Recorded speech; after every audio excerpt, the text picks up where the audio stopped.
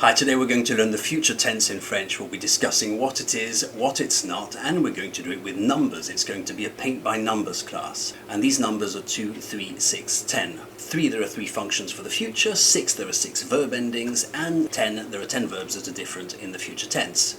3, 6, 10, that's it. We know the future. Goodbye. Right, it's not really the end, is it? Does this guy do this professionally? Who let him in here? Okay, let's get serious and properly start this class on the future tense by making fun of the French. And before I start, I love France. I've been all over France several times, all down the east, the south, obviously, the west, just not the north. And the French teach French in a very French way that's deeply embedded in a very French way of doing things. That's very, very French, obviously.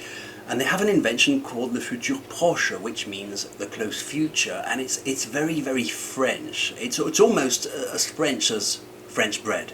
I'm not sure why they use this term, but it's a very misleading one. Using the future tense has nothing to do with closeness or distance from the moment of speaking. It has nothing to do with closeness or distance from the moment of speaking. It has nothing to do with, okay, you get the idea. It has to do with degrees of certainty. Degrees of certainty. The future tense has to do with degrees of certainty, and I'm half tempted to take out one of my guitars here and put it to music. Okay, let's do our numbers now. There are 3 uses for the future tense: predictions, consequences, and promises. For example, it will be a lot of fun tonight. I don't really know if it's going to be fun tonight, I'm just predicting. I'm predicting the future, it will be a lot of fun tonight.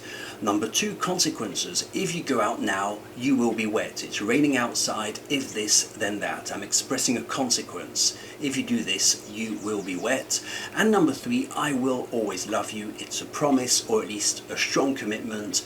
I will always love you. These are the 3 functions of the future tense in French. Now, some of these can be replaced by going to, without any changing meaning. For example, it's going to be fun tonight. I'm making a prediction about the future. I really don't know if it's going to be fun. It's going to be fun tonight. There's no changing meaning. Number 2, if you go out now, you're going to be wet. If this, then that.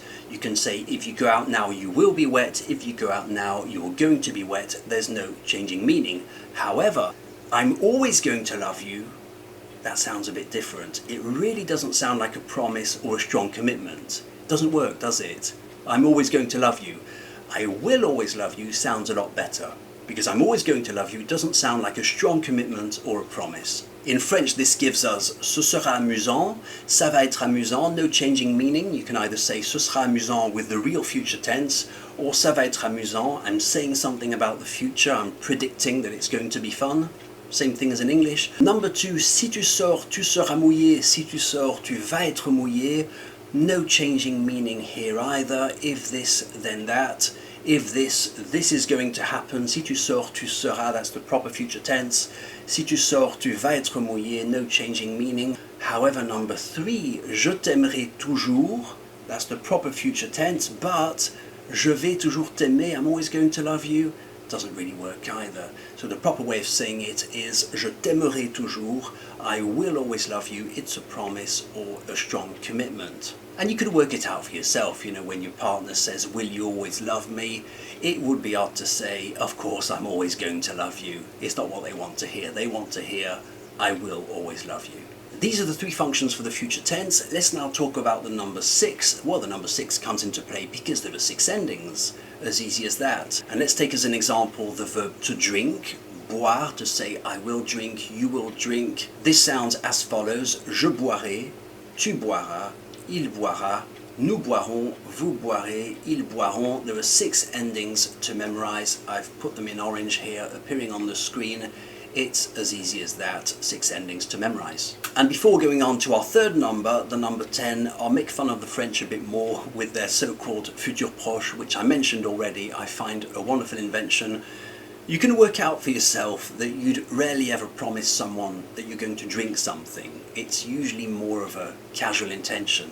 And for this you'd have to bring in what the French call the futur proche, which really has nothing to do with close or far. I'm not sure I mentioned this before in this video. I probably did. So you'd say, je vais boire un verre d'eau. I'm going to drink a glass of water.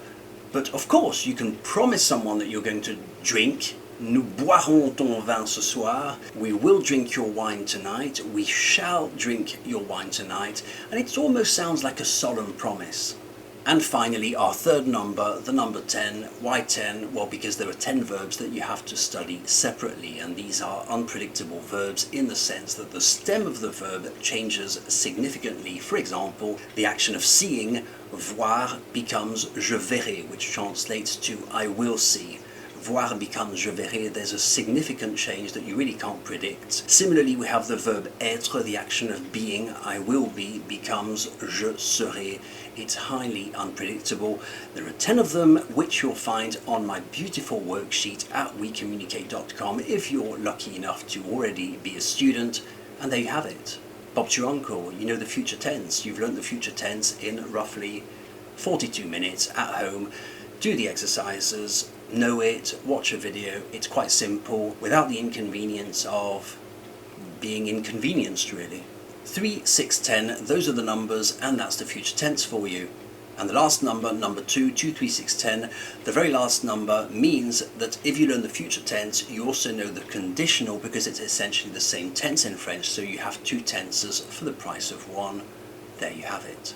I'll conclude this video by saying, remember that what you do in English isn't what you do in French.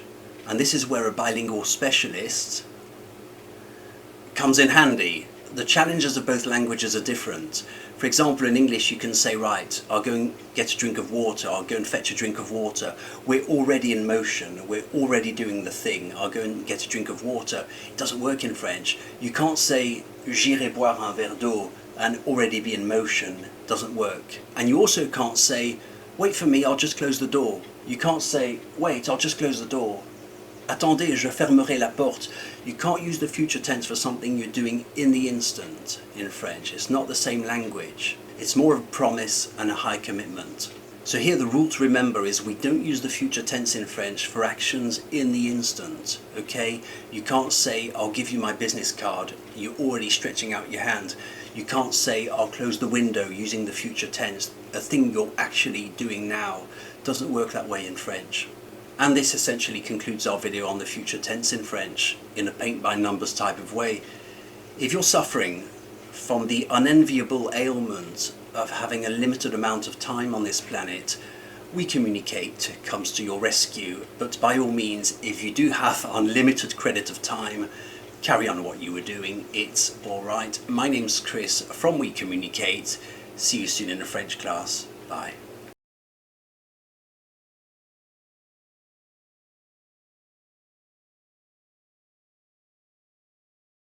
I find this camera angle very flattering.